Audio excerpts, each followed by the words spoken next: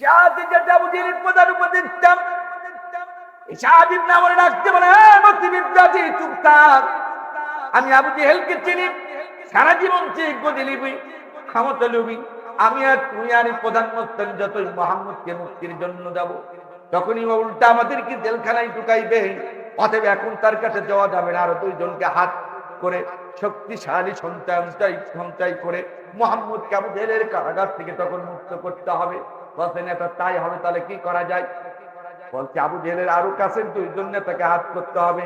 কাকে হাত করা যায়? দুইজন নেতা, তিনজন নেতা মিলে সিদ্ধান্ত নিলেন। আবু জেহেল রাস্তার মধ্যে একজন বডিগার্ড করতেন। কি গার্ড? এটা জোরে বলেন না, কি গার্ড? বডিগার্ড। তার কারণ আবু জেহেল ছিল স্বৈরাচার, নির্বিচারে মানুষ হত্যা করেছে, মানুষের সাথে প্রতারণা করেছে। এরা আবু জেহেল ভালোই জানতো আমি যদি একা রাস্তায় বের হই, যে কোনো সময় বডিগার্ড ছাড়া বের হলে আমাকে কি করে দিতে পারে। ঠিক আজ পৃথিবীর মধ্যে যারা নিরপরাধ করে হাফেজদেরকে হত্যা করেছে, যারা অসংখ্য মায়ের চোখের পানি ফেলেছে, যারা অসংখ্য তরুণের পঙ্গুত্ব বরণ করিয়েছে, যেই তরুণগুলো জীবনে ফেন্সিডিল কেটনি আবার কেটনা শিক্ষকের হাত তুলতরাম, যেই তরুণগুলো বলতে, হ্যাঁ তরুণ তুমি কি মুক্তি পেতে চাও? আল কোরআন তোমাকে হাতছানি দিয়ে রাখছে। হে তরুণ তুমি কি মুক্তি পেতে চাও? এসব কোরআনের পক্ষে, এত ইসলামের শীতল পতাকা তলে। এই ধরনের তরুণদেরকেও পৃথিবীর অসংখ্য রাষ্ট্রের মধ্যে তাদের পঙ্গুত্ব বরণ করিয়েছে, তাদেরকে হত্যা করেছে, দিনের পর দিন রাতের পর রাত রিমান্ডে নেওয়ার নাম করে তাদেরকে কষ্ট দিয়েছে পৃথিবীর অনেক রাষ্ট্রে। কথা বলেন ঠিক কিনা? কুড়িগ্রাম জেলার ভাইরা, আবু জেহেল এই জন্য তিনি বডিগার্ড রাস্তায় বেরোতো না।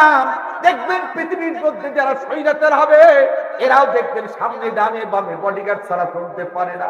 কথাটা ঠিক না বেশি? এই জন্য আবু জেহেল রাস্তার মধ্যে একজন বডিগার্ড পুষতেন, তার নাম ছিল মুখতার ইবনে হিশাম। নামটা লিখে রাখতে পারেন, নাম ছিল মুখতার ইবনে হিশাম। রাত 12টা বেজে গেছে, মক্কার সব মানুষ যখন ঘুমিয়ে গেছে, আবু জেহেলের তিনজন কাছের নেতা, একজন প্রধান উপদেষ্টা হিসাব ইবনে আমর, একজন প্রধান মস্তান জুহাইর ইবনে আবু মাইয়া, একজন প্রধান চাঁদাবাদী মতিব ইবনে আদি, এই তিনজন নেতা প্রধান বডিগার্ড মুখতার ইবনে হিশামের বাড়িতে গেলেন। একটা ডাক দিলেন, এক ডাকেই ঘরের দরজা খুলে দিলেন। ডাক দিয়ে বলছেন, নেতাজি এত রাত্রে হয়েছে, তুমি কেন ঘুমাও নাই? বলে তার আগে বল, এত রাত হয়েছে তুমি কেন ঘুমাস নাই? ডাক দিয়ে বলে, নেতা সত্য বলবো না মিথ্যা বলবো? বলতে তোকে সত্য বলতে হবে। তিনি রাগ করতে লাখুদ্দার কসম করে বলছি, ও নেতা, যেদিন থেকে আব্দুল্লাহর বেটা মুহাম্মদকে মিথ্যা তহমত দিয়ে আবু জেহেলের কারাগারে ঢুকাইছি, সেদিন থেকে আমি মুখতার ইবনে হিশাম একটা রাত কোনোদিন শান্তিতে ঘুমাতে পারি না। আমাকারু ওয়া মাকারাল্লাহ ওয়াল্লাহু খায়রুল মাকিরিন। আল্লাহু আকবার বলেন। ভালো মানুষগুলোকে কষ্ট দিয়া দুনিয়ায় কেউ শান্তিতে নাই। তলাই তলাই যাকে যতই মিসকে হাসি দিই, একটা আতঙ্ক ভয় সব সময় কাজ করছে, না জানি কি হয়, না জানি কি হয়। কথা বলেন ঠিক? কথা বলেন ঠিক তবে ঠিক? এই এলাকায় খোঁজ দিলেন যারাই কষ্ট দিয়েছে আল্লাহওয়ালা মানুষদেরকে, আল্লাহর কসম একটাও শান্তিতে নাই, আতঙ্কে দিন কাটায়। কথা বলেন ঠিক? আমার ভাইরা, এতদিন কেউ ছিল না রসুলের মুক্তির জন্য, এখন কতজন হলো বলেন না কেন? কয়জন? এই শেষ দিকে চলেছি, এই চারজন মিলে সিদ্ধান্ত নিলেন আরেকজনকে হাত করতে পারলেই মুহাম্মদ সাল্লাল্লাহু আলাইহি ওয়াসাল্লামকে মুক্ত করা আমাদের জন্য কি হবে? জোরে বলেন না কেন? কি হবে? কাকে হাত করা যায়? চারজন নেতা মিলে সিদ্ধান্ত নিলেন। আবু জেহেল রাস্তার মধ্যে একজন বুদ্ধিজীবী বুঝতেন। কি জীবী? একটু জোরে বলেন না কেন? কি জীবী? একটা রাষ্ট্র পরিচালনা করার জন্য কিছু বুদ্ধিজীবীর প্রয়োজন হয়। এমনও রাষ্ট্র আছে, এমনও বুদ্ধিজীবী আছে, এমন বুদ্ধি দেয় যে রাষ্ট্রের উন্নতি হয়। আর এমনও রাষ্ট্রের মধ্যে এমনও বুদ্ধিজীবী আছে, এমন বুদ্ধি দেয় যা দেশ এবং জাতির 12টা বেজে যায়।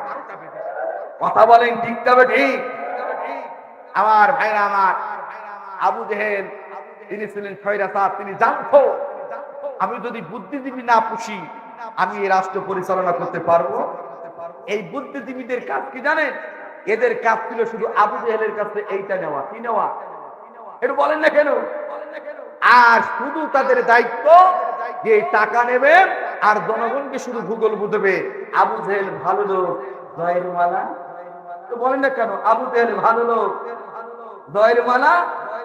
আবু জেহেল ভালো লোক, জয়ের মালা। তারই হোক, আজও বাংলাদেশে দেখেন অনেক বুদ্ধিজীবী আছে যারা টাকা খেয়ে রাতের আধারে অনেক মাতালের মতন ভুল বকছে। যখন পেঁয়াজের দাম বেড়ে যায়, যখন একজন কৃষক চরিত্র খেতে কম মানুষ যখন চাল ডাল সবজি কিনতে হিমশিম খায়, এরপরেও দেখবেন কোন রাষ্ট্রের মধ্যে যখন কোন বুদ্ধিজীবী ওই গরিব মেহনতি মানুষের পক্ষে কথা বলে না, মনে করতে হবে ওটা বুদ্ধিজীবী নয়, ওরা দেশ এবং জাতির চিরশত্রু। কথা বলেন ঠিক কিনা? যখন একজন বোন ধর্ষিত হয়ে প্রতীকের মতন পশ্চিম বিচারের জন্য দাঁড়ে দাঁড়ে ঘুরে বেড়ায়, ওই ধর্ষিত বোনের পক্ষে যখন কেউ কথা বলে না, তখন মনে করতে হবে রাষ্ট্রের মধ্যে ওরা বুদ্ধিজীবী নয়, ওরা দেশ এবং জাতির চিরশত্রু। কথা বলেন ঠিক কিনা? যখন একজন কোরআনের হাফেজকে বুলেটের আঘাতে আঘাতে হত্যা করে রাস্তার মাঝে ফেলে রাখা হয়, যখন একজন কোরআন মানা মানুষদেরকে রাতের আধারে গুম করে কোথায় তার লাশটিকে লুকিয়ে রাখা হয়, তখন তার বাবা চোখের পানি ফেলে চিৎকার করে কেঁদে বলে, হে রাত্রির জন্মদাতা, তোমরা আমার ছেলে অপরাধ করলে তোমরা থেকে বিচার করো, আমরা তার মা আমরা তার বাবা মেনে নেব, এরপরও তোমরা আমার করে যা টুকরা সন্তানের লাশটুকু ফেরত দাও, আমি তার মা আমি তার বাবা তার কবরটুকু থেকে অন্তত তোমাকে সান্ত্বনা পাবো। ও কুড়িগ্রাম জেলার ভাইরা, এরপরও যেই মা তার বাপ তার কলিজার টুকরা সন্তানের লাশটা কোথায় আছে আজও পর্যন্ত বলতে পারে না, সেই গুমহারা গুম হওয়া পিতাকে যারা সান্ত্বনা না দেয়, মায়ের পাশে দাঁড়ায় না, এই রাষ্ট্র ওরা বুদ্ধিজীবী হতে পারে না, ওরা দেশ এবং জাতির চিরশত্রু। কথা বলেন ঠিক না? কথা বলেন ঠিক তবে ঠিক? আমার ভাইরা, যারা টাকা খেয়ে এইরকম চুপ থাকে রাষ্ট্রের মধ্যে, ওরা বুদ্ধিজীবীরা, ওরা দেশ এবং জাতির কি শত্রু? কি শত্রু? আবু জেহেল ঠিক এরকম বুদ্ধিজীবী বুঝতেন, নাম ছিল জাইমা ইবনে সুয়াত ইবনে মুত্তালিব। নামটা লিখে রাখেন, জাইমা ইবনে সুয়াত ইবনে মুত্তালিব। ইনি ছিলেন আবু জেহেলের প্রধান বুদ্ধিজীবী। এর বাড়িতে চলে গেলেন পাঁচজন নেতা, এখন এক হলেন, ডাকতে বললেন কি করা যায়? বললেন মুহাম্মদকে মুক্ত করতে পারলে আমরা পাঁচজন শান্তিতে ঘুমাতে পারবো, পাগল হওয়া থেকে বাঁচতে পারবো। তখন তারা কি করলেন, একটা পাহাড়ের উপরে উঠলেন। আমার দিকে তাকান, ওই পাহাড়টার নাম ছিল হাজ্জান পাহাড়। ধরে বলেন কি পাহাড়?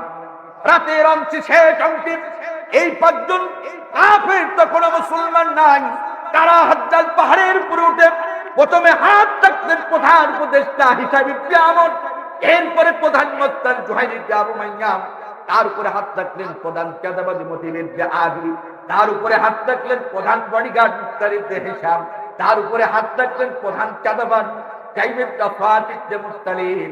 এই পাঁচজন একজন আরেকজনের উপরে হাত থেকে তখন মুসলমান নাই। তারা শপথ করে বলছি, ওই লাতুজ্জার কসম করে বলছি, যতক্ষণ না পর্যন্ত আব্দুল্লাহর বেটা মুহাম্মদকে আবু জেহেলের কারাগার থেকে মুক্ত না করতে পারবো, আমরা পাঁচজনের একজনও কেউ ঘরে ফিরে যাব না। একটু জোরে বলা যাবে না সুবহানাল্লাহ? আর একটু জোরে বলেন না কেন সুবহানাল্লাহ? আর একটু জোরে বলেন না কেন সুবহানাল্লাহ? রাসূলের মুক্তির জন্য এখন তৈরি হলো কয়জন? এতদিন কেউ ছিল না, এখন হয়ে গেল কয়জন? আর একটু জোরে বলেন না কেন কয়জন? এই পাঁচজন একটা পরিকল্পনা করলেন, আবু জেহেলের বাড়িতে চলে গেলেন, গিয়ে দেখলেন একবার দরজায় লক করে বললেন, নেতা বাড়িতে কি আছো? সাথে সাথে ঘরের দরজা খুলে দিলেন। পাঁচজন নেতা যখন ডাকছিলেন আবু জেহেলকে, ঘরের দরজা খুলে দিলেন। দরজা খোলার সাথে সাথে আমার দিকে তাকান, দরজা খোলার সাথে সাথে পাঁচজন নেতাকে দেখে আবু জেহেল খুশি হয়ে গেল।